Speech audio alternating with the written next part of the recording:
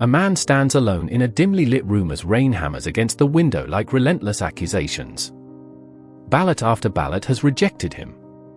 His name has been crossed out, his hopes crushed, his dreams buried beneath layer upon layer of defeat. Year after year. Election after election. The world insists he stop. That he accept he was never meant for greatness. That he return home, slip into silence, and allow someone else to shoulder the weight. Yet he refuses. He lifts the pen once more. He reads by flickering candlelight. He speaks again, even to sparse, hostile crowds. Because something fiercer than personal ambition burns within him, an unbreakable moral conviction. A conviction that no human being should ever be owned by another. That freedom is not a bargaining chip. That the very soul of a nation hangs in the balance.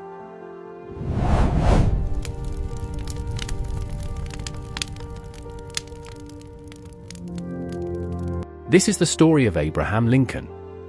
Not a tale of smooth, inevitable victory, but of raw, unyielding perseverance forged through a lifetime of electoral rejection.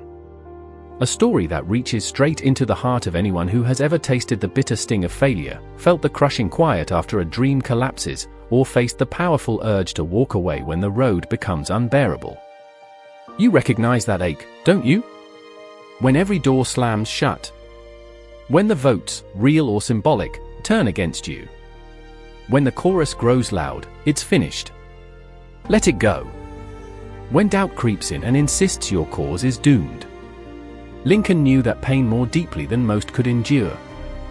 In 1832, at 23, he ran for the Illinois state legislature and lost, decisively.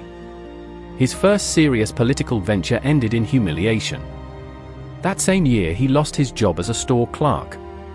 The next year, 1833, his business venture collapsed, plunging him into debt that shadowed him for years. In 1838 he was defeated for Speaker of the Illinois House. In 1843 he failed to win the congressional nomination. Even after securing a congressional seat in 1846, party rules denied him renomination in 1848. In 1849 he was turned down for a land office appointment. In 1854 he lost a U.S. Senate race. In 1856 the Republican vice presidential nomination slipped past him. In 1858, after those historic debates with Stephen Douglas that carved his name into the national memory, he lost the Senate seat once more. Defeat. Defeat. Defeat. Any single one of those blows could have shattered him.